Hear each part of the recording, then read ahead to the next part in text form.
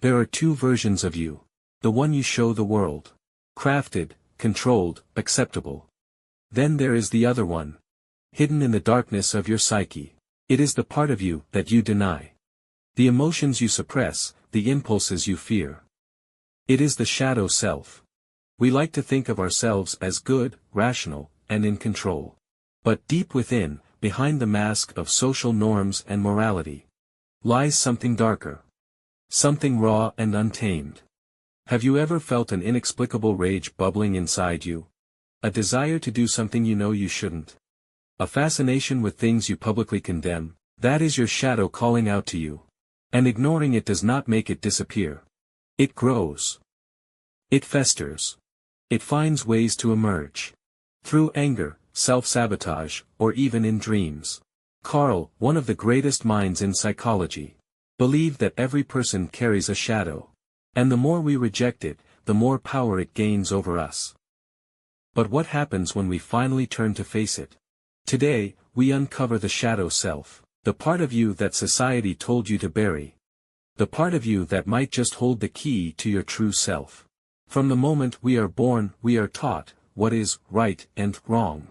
As children, we seek love and approval. We act in ways that are praised, we feel accepted. But when we show anger, selfishness, or unconventional desires, we are punished, told that these feelings are bad. And so, we learn to split ourselves in two. We keep the parts that bring approval and lock away the rest, casting them into the unconscious mind. Over time, this collection of suppressed thoughts, emotions, and desires becomes the shadow self. But just because we lock something away, does not mean it ceases to exist. It lingers, influencing our actions in ways we fail to see. Have you ever judged someone harshly, only to realize later that they reflect a part of yourself you refuse to acknowledge? This is called projection, when we see in others the very things we suppress within ourselves. That person who despises arrogance, yet secretly longs for recognition, that's their shadow. The person who is overly generous but secretly resents it, that's their shadow. The quiet, reserved individual who finds themselves explosively angry at times, that's their shadow. The truth is, we are all a contradiction, mix of light and darkness.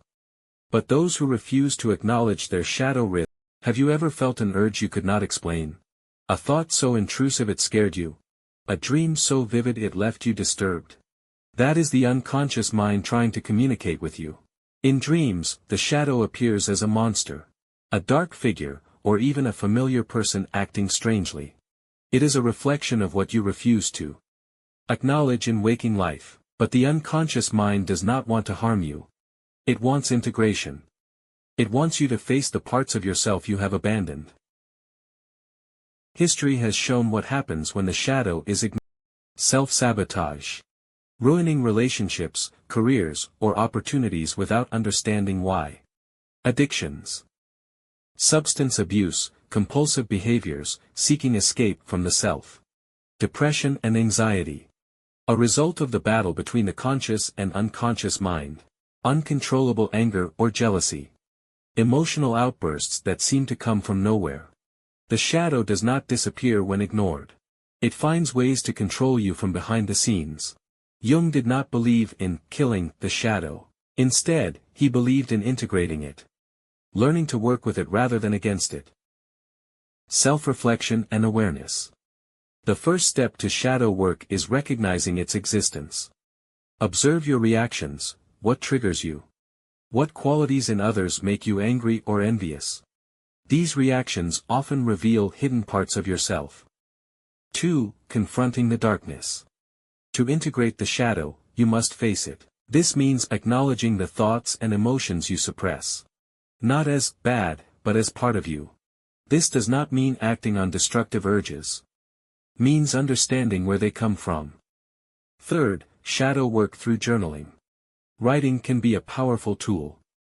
Ask yourself, what do I criticize in others? Could this reflect something I dislike in myself? What emotions do I struggle to express? What childhood memories make me uncomfortable? The more you explore, the more the shadow loses its grip. 4. Accepting the duality of human nature. True self-awareness means accepting that you are both. Light and dark, good and bad, moral and immoral. The goal is not to become perfect, it is to become whole.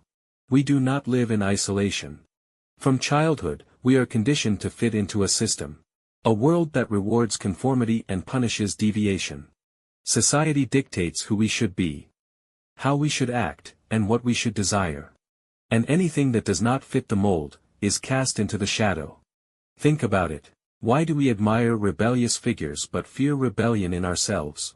Why do we label emotions like anger, lust, or ambition as negative, when they are natural human experiences?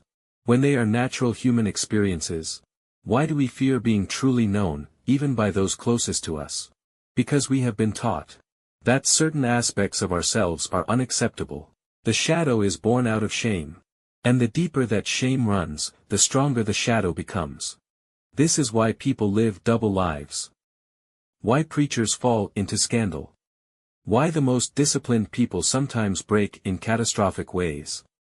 They have built a mask so rigid that the shadow has no choice but to break through violently. The mask you wear is not who you truly are. The shadow is not your enemy. It is the part of you screaming to be acknowledged, the part that refuses to be buried. The shadow does not always emerge as rage or violence. Sometimes, it hides in subtler forms. Self-sabotage. You set a goal, work hard, and just when success is within reach, you ruin it. Why? Because success threatens the identity you have built. If you see yourself as unworthy, your shadow will ensure you stay that way. Second. Attraction to darkness. Why are people fascinated by horror movies, crime stories, or villains in fiction? Because these elements allow us to engage with our shadow, without direct confrontation. We project our hidden desires onto external sources, experiencing them safely through entertainment. Third, dreams and nightmares. Jung believed that dreams are messages from the unconscious. The people in your dreams, the monsters, the fears, they are all parts of you. If a dream haunts you, ask yourself, what is it trying to tell me? Fourth, the shadow in relationships. We are drawn to people who reflect our hidden selves. This is why opposites attract. The reserved person is drawn to the bold. The logical mind is drawn to the emotional soul. But when we refuse to acknowledge our shadow, these relationships turn toxic. We begin to resent in others what we deny in ourselves. Ever hated someone for being too confident, when deep down, you wish you had their courage? That is the shadow at work. Most people fear their shadow because they believe it makes them bad. But integration is not about indulging destructive desires. It is about understanding them. A man who suppresses his anger may think he is being good. But repressed anger does not disappear. It manifests as passive aggressiveness, resentment, or even physical illness. True self-control comes not from denial, but from mastery. Step 1. Observe without judgment. The next time a dark thought crosses your mind, do not push it away. Instead, ask, why am I feeling this? What part of me is speaking? Step 2. Express the shadow safely. Creativity, writing, or even physical activity can help channel shadow energy. Some of the greatest works of art have come from those who dared to explore their inner darkness. Step 3. Reframe the narrative. Instead of seeing your shadow as a flaw, view it as a teacher. Every suppressed part of you holds wisdom. Your rage tells you where your boundaries are. Your envy tells you what you desire. Your fear tells you what you must face. Step 4. Integrate, do not destroy.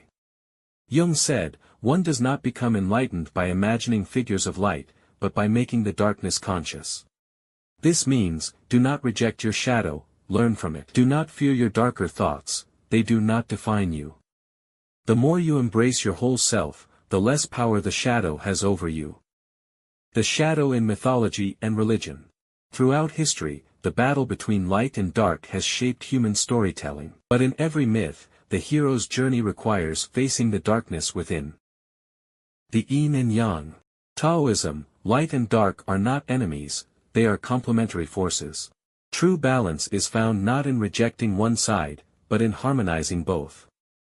Do not fear your darker thoughts, they do not define you. Lucifer, the fallen angel. In religious texts, Lucifer was not born evil. He fell because of his own refusal to accept his limitations. This mirrors the human condition. The more we deny our flaws, the further we fall. The shadow in Hinduism, Kali and Shiva. Kali, the goddess of destruction, is feared for her dark, chaotic energy. Yet she is also a force of transformation.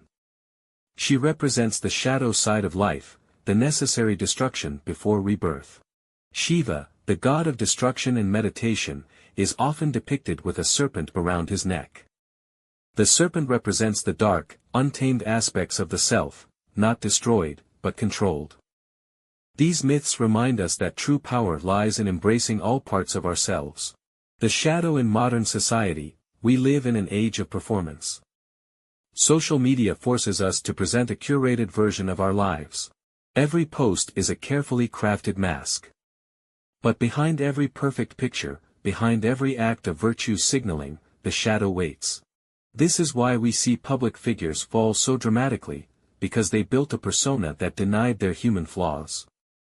Society teaches us to suppress, but true freedom comes from integration. You are not only your best qualities, you are also your fears, your failures, your unspoken desires. And that is what makes you whole. The shadow is not something to be feared. It is the key to self-awareness, the missing piece of your identity.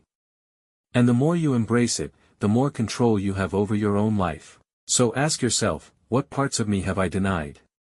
What do I secretly crave, but refuse to admit? What patterns keep repeating in my life? Are they messages from my unconscious? Facing the shadow is not easy. It requires courage, honesty, and deep self-reflection. But those who dare to look within will find something far greater than darkness. They will find wholeness.